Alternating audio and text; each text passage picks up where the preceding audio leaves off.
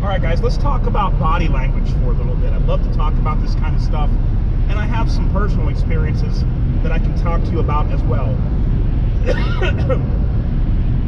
I've talked about this before to people, and the reason why some people can't survive walking through a bad neighborhood or things happen to them. Look, there's people that live and walk and commute in these bad areas of town every single day and make it. So what separates that from the guy that just happens to break down there one night in his car or gets a flat tire and he goes walking somewhere and he gets either robbed or could be jumped or attacked? What separates the guys that live and walk there every day from the guy just passing through that has nothing to do with that bad community that gets jumped one time that he gets broke down in his car? I'm going to explain that to you, and I'm going to tell you some things that you can do if this ever happens to you. So I told you guys this before. People that are street smart can read body language. Body language is everything. Body language is key. When police and detectives and FBI and you name it, whoever it is, when they interrogate you, they're reading your body language more than what you're actually speaking when they ask you a question. Body language speaks more than your voice. Believe me when I tell you, they're reading your body language, not what you say. So, these guys that live and breathe on the street and do their dealings on the street and grew up on the street, they know how to read body language. They're like college students with it. Some people are book smart, some people are street smart. These are like professors of the street, let's call it. So what happens is subconsciously, when you're in a bad area and you know you're in a bad area and you don't want to be there, there's things that you do that are a tell. And what these tells are is things like walking fast, briskly, walking with your head down, avoiding eye contact with anyone that comes near you or passes you, looking down at the ground, arms held in close to the body, not swinging. All these little things show people that, hey, this person does not belong here. There's even really more than that. I'm just giving you a few. All these little things, though, combined, tell those in that area, this guy does not belong here. He's not from this area. Something's going on. He could be just an easy target. A lot of times, too, I've seen this happen a lot, or heard of it happening a lot. Didn't see it personally. But guys will ask a question. There will be these guys on the streets, and somebody will be walking through the neighborhood that's unfamiliar, and they'll say, hey, do you got a light? And the guy will answer them, then they get jumped. The reason they ask that, do you have a light, it's not because they need their Black and Mild lit, or whatever they're smoking, or cigarette. It's because they want to get a feel for you through your voice, your actions, and how you react when you answer them back, and if you look them in the eye. So they'll say, hey man, you got a light? They'll be looking you straight in your face, straight in your eye. How you answer them is everything. Now guys, I lived in a bad neighborhood for a while. I don't now. I bought a home. I live in a good, in a real decent place right now. Of course, nothing rich or anything like that. I'm not anything like that. But I just live in a much better area. I lived in an area, guys, one time that if you take the amount of people and the crime for that amount of people, it was more crime than Compton, California. The crime rate was higher where I lived than Compton, California, but the population was way smaller. So if you took the crime rate versus the amount of people, and you times that up to a bigger population, the crime rate was higher than Compton, California. It was bad. I'm telling you, it was bad. People that would break down in this area wouldn't walk anywhere.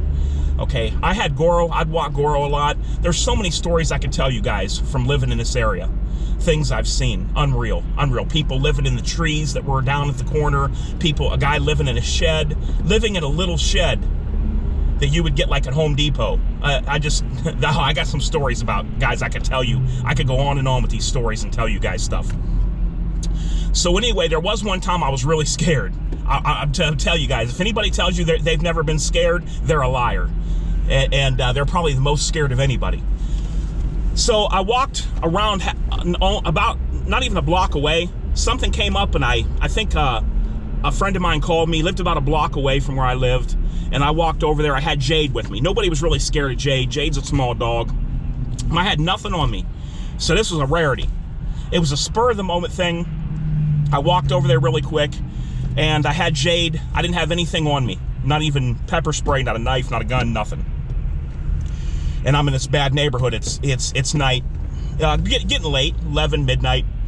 Well, near there was this little hotel, or it was just this rundown. I mean, this flea-bitten cockroach motel that they would. Here's how bad it was where I lived.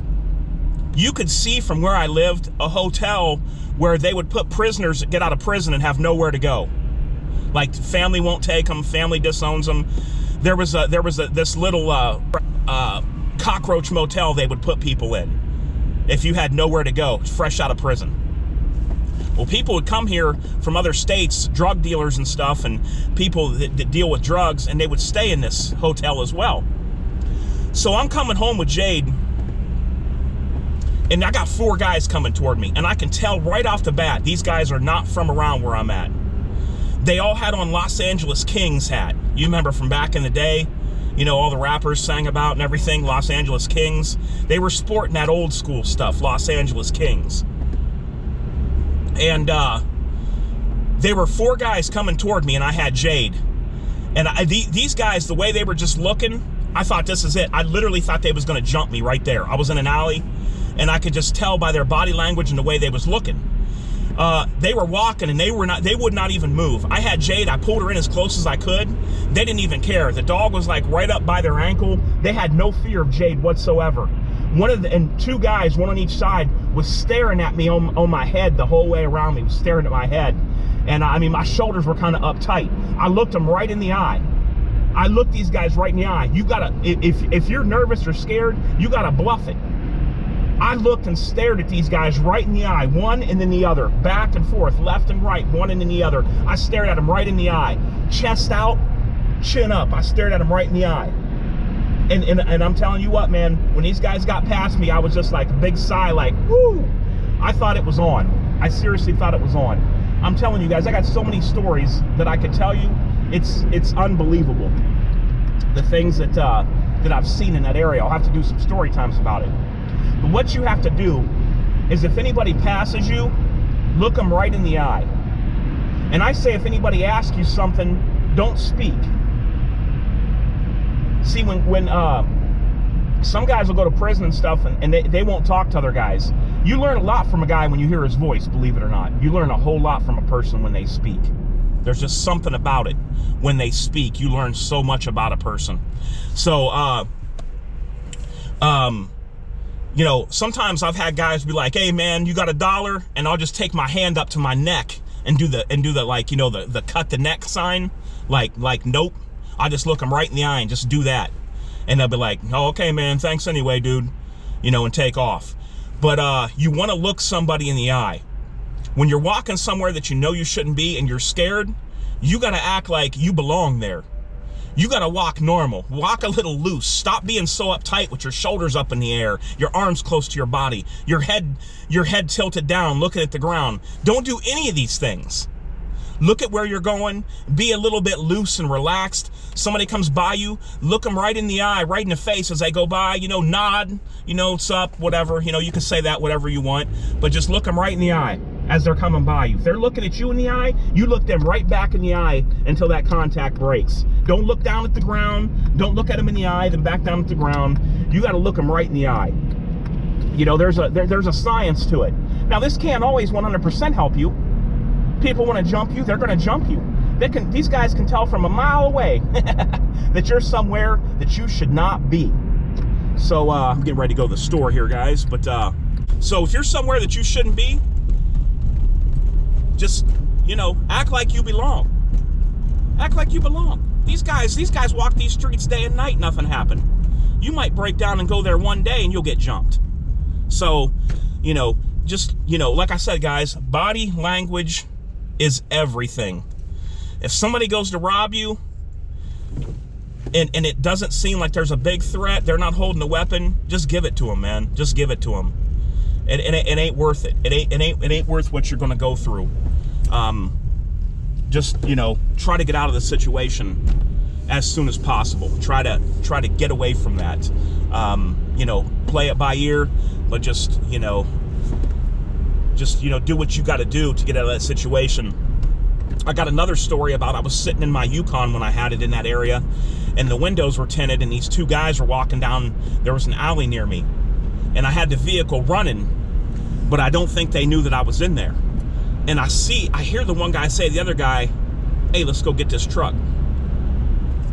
And I'm sitting in my Yukon in the driver's seat. Like I said, windows were all aftermarket tint. You couldn't really see in. And I hear this guy say, "Hey, let's go get this truck." I took a 357 Magnum and I put it right to the inside of my door. Right to the inside of the door panel. 357 Magnum will rip through a door like Swiss cheese. Car doors are not barriers. They do nothing. It'll rip right through like Swiss cheese. So I put this 357 right to the door, and they walked kind of up there, and the other guy's like, "Nah, man, come on, man." And the guy's still looking at the vehicle and starts walking the other way. Now, you know, I would have been within my legal right had the guy started to break into the vehicle with me in there.